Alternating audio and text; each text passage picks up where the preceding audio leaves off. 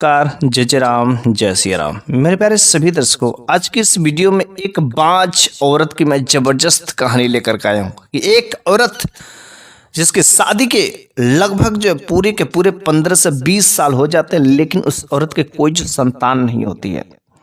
और दोनों पति पत्नी मिलकर के हर जगह इलाज कराते, वैद्य के पास, हकीम के पास जाते, जो जहां उपाय बताता हर जगह जाते, लेकिन उसके कोई संतान नहीं प्राप्त होती है। बाद में उसे पता चलता है कि एक जंगल में पहाड़ी के निचले हिस्से में एक भगवान के भक्त रहते, जो हमेशा अक्सर तपस्या में लीन रहते हैं।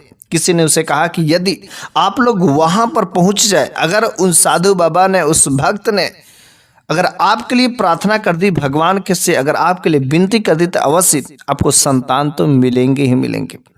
फिर वे दोनों पति पत्नी मिलकर के उस जंगल की तरफ जाते। जंगल काफी घनघोर था, लेकिन जो उनके मन में आकांक्षाएं थी संतान प्राप्ति की, क्योंकि लोग अगल बगल के तानाएं मारते, बाजिन कहते, संतानहीन कहते, कुछ लोग कहते कि इसका मुख देखने लायक नहीं है, अगल बगल के लोग ताना मारते, जिसकी वजह से उस ताना से परेशान होकर के वह इधर उधर लोग जो प्रयास करते ही थे। और फिर वह घनघोर जंगल पार करके और आखिरकार उस साधु बाबा के कुटिया पर पहुंच ही जाते। वह वहां पर अकेले वीरान में तपस्या कर रहे थे। जब वे दोनों वहां पर पहुंचते हैं तो भगवान के ध्यान में लगे हुए थे। वे दोनों लोग सोचे कि डिस्टर्ब कर दे, उन्हें जगाएं, लेकिन उनका ध्यान भंग हो जाएगा, जिसकी वजह से किसी की तपस्या को भंग करना ये उचित नहीं होता। वे लोग वहीं पर बैठे रहे और कुछ देर बाद उस साधु बाबा को एहसास हुआ कि कोई शायद मेरे दरवाजे पे आया है, कोई मेरे पास में आया। और जब उन्होंने अपना ध्यान हटाया तो वास्तव में दो पति पत्नी जो वहां पर बैठे हुए थे, वह ध्यान लगाते लगाते वे समझ जाते हैं कि आखिर ये दोनों पति पत्नी यहाँ पर क्या करने के लिए आए। लेकिन आखिरकार उनसे पूछ ही लिया कि आखिर आप लोगों का यहाँ पर आने का क्या प्रयोजन है, आप लोग क्यों यहाँ पर मेरे पास में आए। दोनों पति पत्नी ने कहा कि हे महाराज, अब तो सब कुछ जानने वाले हैं और आप सब कुछ जान भी चुके हैं मैं यहाँ पर क्यों आया हूँ। हमारे कोई संतान नहीं, हमारे कोई बच्चे नहीं, जिसके वजह से हमारे घर के अगल बगल पास पड़ोस के लोग तानाएं मारते, संतानहीन कहते, बाजिन कहते, लोग कहते कि अरे इसका मुंह देखने लायक नहीं है। अरे मेरे से तो ऐसा लगता है कि कभी कभी बिना संतान के रहना उचित नहीं है, बिना संतान का कोई जीवन ही नहीं है। उस भक्त ने कहा, उस बाबा ने कहा कि अरे ठीक है, आप लोग संतानहीन है, बहुत सुखी है, लेकिन आप लोग यदि संतान के लिए विनती ना करें, संतान के लिए प्रार्थना ना करें तो बड़ी अच्छी बात है, क्योंकि शायद आप लोग उस बच्चे की परवरिश सही से नहीं कर पाएंगे, उस बच्चे को झेल नहीं पाएंगे। इसलिए आप लोग बिना संतान के रहे तो मेरे हिसाब से बड़ा ही उचित है।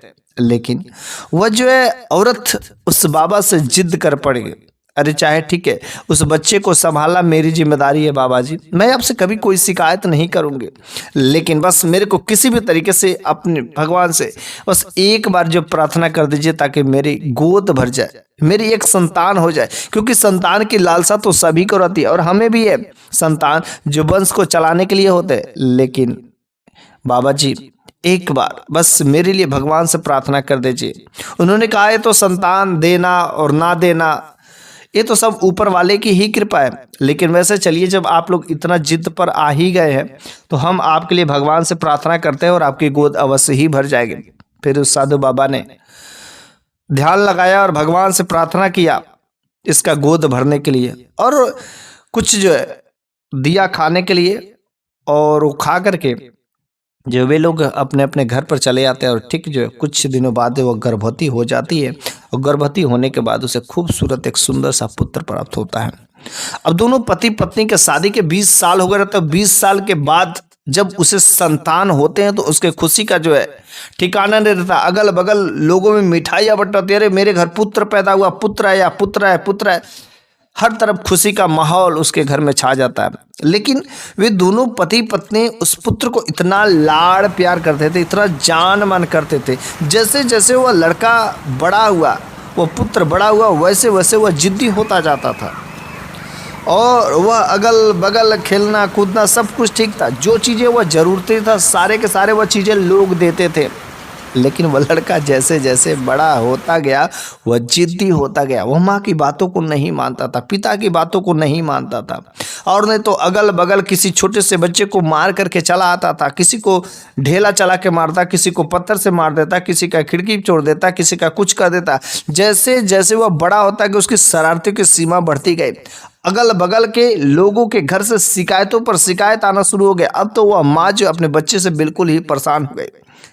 उसका उम्र कोई खास नहीं, 8 से 10 साल का उम्र था, लेकिन इतनी सारी शिकायतें कि वह उसकी बात नहीं मानता था। अपनी माँ को भी मार करके चला जाता था।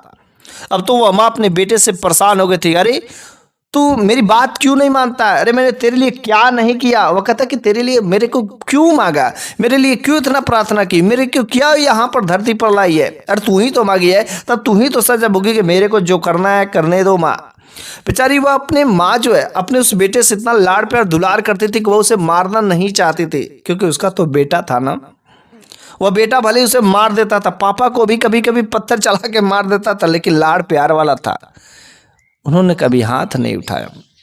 और लाड़ प्यार के चक्कर में वह इतना बिगड़ गया कि वह माँ और बाप दोनों मिल करके उसे अब तो दुआ की जगह बद्दुआ करने लगते। अरे इससे बेहतर होता कि मैं बिना औलाद के रहती। अरे वे बाबा सत्य कह रहे थे कि आप जो संतान मत लीजिए, आपके भाग्य में नहीं है, लेकिन हमने जिद कर दिया और फिर देखिए ऐसा संतान मिला कि जो किसी लायक नहीं, जो मेरी बात मानता नहीं। अरे इससे बेहतर है कि तू कहीं मर जाता, मैं बिना माँ की रहती, मैं बिना औलाद के रहती, तो भी बेहतर। हर रोज यही माँ जो है उस बेटे को दुआ करती रहती। और एक बार जब वह बेटा बाहर से कुछ शरारतें कर करके आता है, और जब वह माँ उसे ढेर सारी बद्दुआएं देती, खाना नहीं देती है, खाना नहीं देती, उसके बाद से वह उसे एक बंद कमरे में बंद कर देती है। और बंद कमरे में बंद करने के बाद वह माँ पूरा दिन जो है उस लड़के को एक से बढ़कर के एक गालियां बद्दुआएं देती रहती।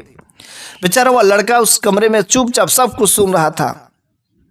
उस दिन उसको शायद कुछ आभास हुआ कि हाँ वास्तव में मैं कुछ गलत काम कर रहा हूँ। 3 दिन के बाद वो लड़का को उस कमरे में से निकालती है।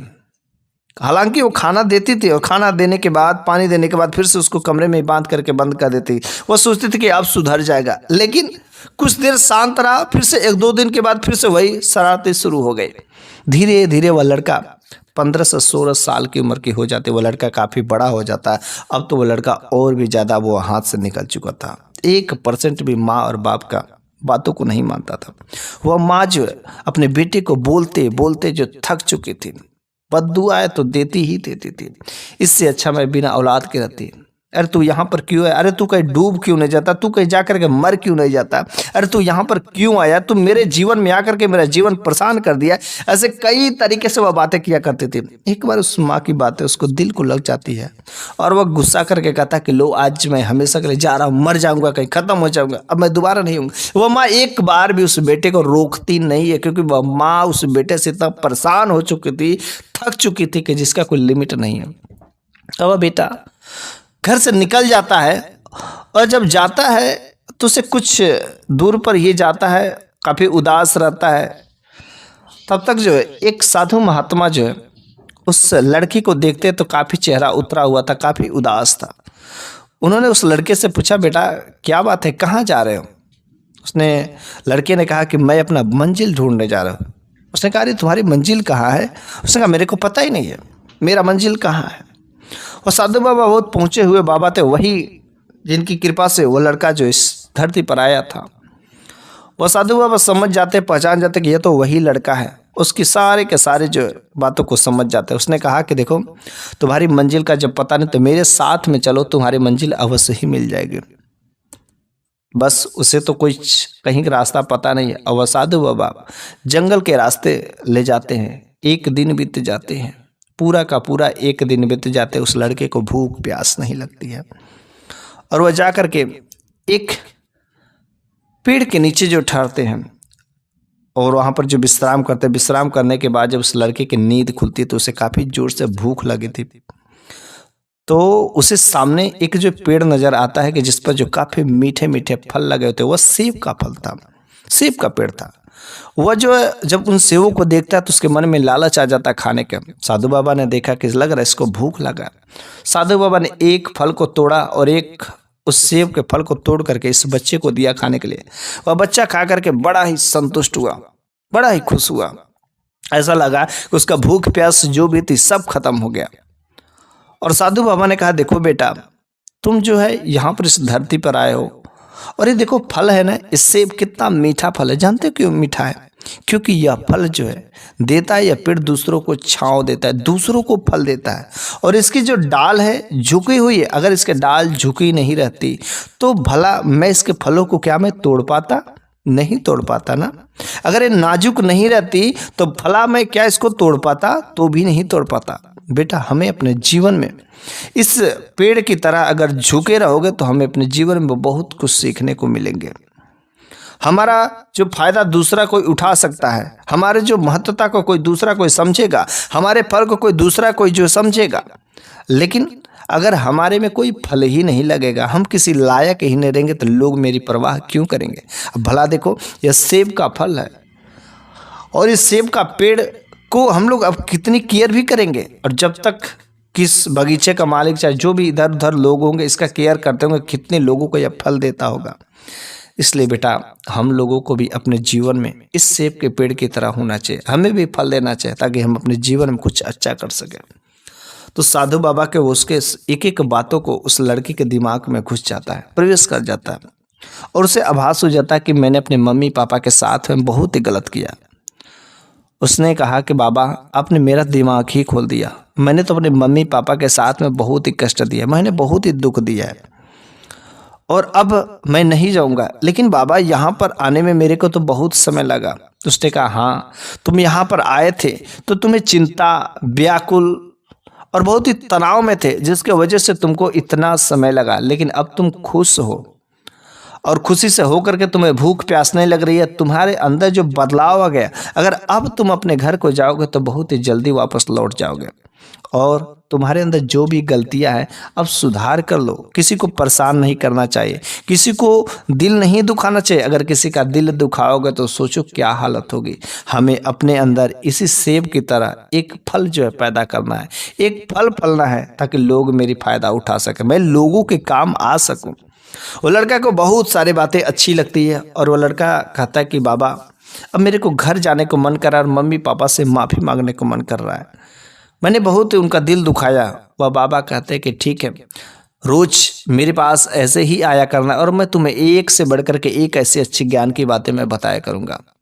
फिर जो है वो लड़का घर पर जाता है और घर पर जैसे ही जाता है उसकी मम्मी जो है बैठी रहती है। वो जाते ही अपने मम्मी के चरणों में गिर जाता है और कहता है कि माँ, मुझे माफ़ कर दो, मैंने तुम्हारा बहुत दिल दुखाया, मैंने तुमको बहुत परेशान किया। तो वह माँ जब देखती है अपने बेटे को इस तरीके से तो वह माँ बड़ी ही अचंभित हो जाती है। अरे, आज मेरे बेटे को ये क्या हो गया?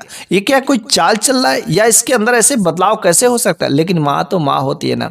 माँ ने उस बेटे को माफ़ कर दिया और माँ ने कहा, बेटा, मैंने तुम्हें कोई कष्ट नहीं दिया, चलो अब तुम्हारे अंदर जो बदलाव आ गया बड़ी अच्छी बात है। अब मैं तुम्हें किसी प्रकार की कोई जो है गाली गलौज नहीं दूंगा, बस तुम मेरे पास रहो, तुम मैं जैसा कहती हूँ वैसा ही करो। अब तो वह बेटा बिल्कुल ही सुधर गया था, माँ जैसा कहती वैसा ही करता हर चीज़ का। लेकिन हर दिन वह जो साधु बाबा के पास में अवश्य ही जाता और वहाँ से जाता और एक जो सेब तोड़ करके लाता था और वह अपने माँ और पापा को दोनों को देता था। मम्मी उस सेब को खा करके बड़ा ही खुश रहती थी, प्रसन्न रहती थी और वह कहती कि बेटा, ये तू सेब कहाँ से पाया है, किसने दिया? उसने कहा, माँ, ये सब बातें छोड़ो ना, ये सेब कितना फल मीठा है ना, कितना अच्छा है ना, इसे खाओ ना, कितना मजा आएगा। वो लड़का बताता नहीं था क्योंकि साधु बाबा ने मना किया था। उन्होंने कहा था कि जब तुम्हारी शिक्षा पूरी हो जाएगी, जब तुम्हारे ज्ञान की बातें पूरी हो जाएगी, तभी तुम जो अपनी माँ को इस सब राज की बात बताना। धीरे धीरे वो समय भी पूरा हो गया, काफ़ी दिन हो गए। वो लड़का रोज उस साधु महात्मा के पास में जाता था और ज्ञान की बातें लेकर के आता था और वह लड़का बिल्कुल ही पहले से बेहतर, बहुत ही बेहतर सुधर गया था। हर समय अपनी माँ और पापा की परवाह करता था। अब तो उसके पापा भी उसकी देखभाल करते, उसकी चिंता करने लगे थे। जो लोग हमेशा उसकी तरफ गालियां देते थे, उसको सुधारते थे, उसको मारते थे, अगल बगल के लोग तानाएं मारते थे, अगल बगल के लोग उसकी शिकायतें करते थे, अब सारे के सारे लोग उसकी प्रशंसा करते हैं। अरे उसके जैसा बेटा तो कोई नहीं है, अरे सुधरना है तो उस बेटे के जैसे सुधरो। अब तो उस माँ का उससे प्यार जो है और ही बढ़ता गया। लेकिन एक बार जब वो लड़का उस महात्मा के पास में सेब लेकर के आता है, तो माँ कहती कि बेटा आज तू मेरे को बता दे, वरना ये सेब जो है तुम्हारा मैं खाऊंगी नहीं। वो माँ काफ़ी जिद पर आ जाती है। तो उस बेटे ने कहा कि माँ जब तुम ज़्यादा जिद पर आ ही गई हो तो चलो आज मैं तुम्हें बता ही देता हूँ मैं कहाँ पर जाता हूँ। तो बेटा कहता कि माँ मैं रोज एक साधु बाबा के पास में जाता हूँ जो भगवान के बहुत ही प्रिय भक्त है और जिन्होंने तुमसे मेरे लिए प्रार्थना की थी, जिसके पास तुम गई थी कि मुझे बेटा चाहिए और फिर उसने भगवान से प्रार्थना की थी तुम्हें संतान के लिए, और फिर आज मैं यहाँ पर पैदा हुआ हूँ। मैं उन्हीं के पास में जाता हूँ, मैं उन्हीं भगवान के भक्त के पास में जाता हूँ। तो माँ ने कहा तब तो तुम बड़ी अच्छी बात है, लेकिन बेटा आज जो तुम सेव लाए हो ना, मैंने आज तक सेव जो है हम तुमको खाते हुए नहीं देखा। बेटा आज तुम भी सेव खाओगे और मैं भी खाऊंगी। वह बेटा कहता है ठीक है माँ ऐसी बात है तो कोई बात नहीं, आज मैं तुम्हारे साथ ही सेव खा लेता हूँ। और वो लड़का जो है सेव को 2 पार्ट में करता है और वो माँ को भी खिलाता है और सेव जो अपने भी खाता है। लेकिन जैसे ही सेब खाता है और एक सेब का बड़ा सा टुकड़ा उसके गले में जाकर के फंस जाता है। जैसे फंसता है उसको सांस लेने में परेशानियां होने लगती है, दिक्कतें होने लगती है, पानी पानी मांगता है। लेकिन समय पर वह माँ जो है उस बेटे को पानी नहीं ला कर जाती है, दौड़ करके अपने बेटे को जब पानी पानी मांगता है ताकि वो सरक जाएगा तो सांस लेने में दिक्कतें जो होगी सही हो जाएगा। लेकिन पानी लाने में देर हो जाती है। लेकिन जब तक वह माँ जो है अपने बेटे को पानी पीने के लिए लेकर के आती है तब तक इसका अंतिम जो है यात्रा हो गई रहती है। वह बेटा इस दुनिया से चल गया रहता है। जब माँ पानी लेकर के आती है, हिलाती है, डुलाती है, बेटा पानी पी लो, बेटा पानी पी लो, लेकिन उसके प्राण पखेरु उड़ गए थे क्योंकि सांस लेने में दिक्कत है और तुरंत वह इस दुनिया से छोड़ करके चला जाता है। अब तो वह लगती है रोने, गिड़गिड़ाने लगती है, अरे मेरे साथ क्या हो गया, क्या हो गया। उस को दाह संस्कार हो जाता है। गांव वाले ने कहा कि जो भी हुआ बहुत बुरा हुआ, एक ही तो औलाद था लेकिन भगवान ने उसे छीन लिया। और एक बार बेचारी अभी तो उसका अपने बेटे के मौत से, अपने बेटे की याद से वह जो निश्चिंत भी नहीं होती, तब तक एक दिन दरवाज़ा खटखटाता है। और जब दरवाज़ा खोलने के बाद वो साधु बाबा का दस्तक होता है कि जिन्होंने उनसे प्रार्थना की थी।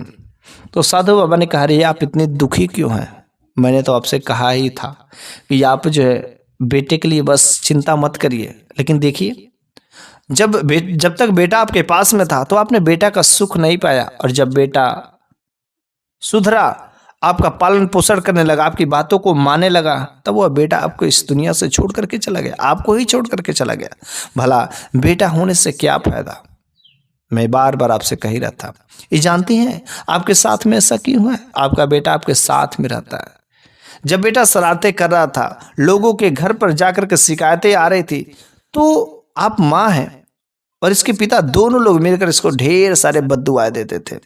रोज एक एक गाली गलौज बद्दुआएं देते थे कि तू मर क्यों नहीं जाता, खत्म क्यों नहीं जाता, इससे अच्छा मैं बिन औलाद की रहती, ये करती वो करती। पता है बार बार अगर कोई माँ उसका बेटा गलती करता है, अगर उसे बद्दुआ देती है तो उसकी दुआ अगर लग सकती तो बद्दुआ भी अवश्य ही लगती है। और ये सब आप लोगों की बद्दुआ है। अरे बेटा उससे गलती करता है तो कभी भी आप अपने बेटे को बद्दुआ मत दीजिए, क्योंकि बद्दुआ देते हैं तो आज नहीं उसका कल फल आपको ही मिलेगा। अपने संतान को या किसी को भी कभी बार बार बद्दुआ अगर देते हैं तो वह बात सत्य हो जाती है। कुछ भी चीज़ को अगर बार बार रटते हैं तो वह बात जो आपके साथ में घटित हो ही जाती है। और अगर वह माँ जो है बार बार अपने बेटे को यही बद्दुआ देती थी कि अरे तू यहाँ पर इस धरती पर क्यों आया, मेरे कोख से क्यों जन्म लिया, अरे इतना शरारत है, इतना जब तू मेरी बात नहीं मानता, मेरे को परेशान करता है, तो इससे अच्छा तू मर क्यों नहीं जाता, अरे तू धरती पर मेरे कोख से क्यों जन्म लिया। ऐसे जब वह माँ जो अपने बेटे को बार बार अगर कोई भी माँ बद्दुआ देती है तो वह बद्दुआ एक बार उस बेटे को लग ही जाती है। इसलिए कभी भी कोई माँ जो है अपने बेटे को अगर भलाई चाहती है तो अपने बेटे को कभी बद्दुआ ना दे। क्योंकि उसका दुआ अगर लगता है तो उसकी बद्दुआएं भी अवश्य ही लगती है। तो बस आज की कहानी के माध्यम से मैं बस इतना ही बात समझाना चाहता हूँ, बेटा भले ही कितना शरारती करे, चाहे कुछ भी करे, कोई भी माँ को अपने बेटे के लिए बद्दुआएं नहीं करनी चाहिए, क्योंकि अगर दुआ लगती है तो बद्दुआ जब लगेगी तो आपको सिवाय आंसू बहाने के कुछ नहीं रास्ते बचेंगे। बस आज की मेरी ये कहानी यहीं पर समाप्त हो जाती है। अगले वीडियो में एक नई शानदार कहानी के साथ में लेकर के अवश्य हाजिर होऊंगा। तब तक के लिए धन्यवाद। जय जय राम, जय श्री राम।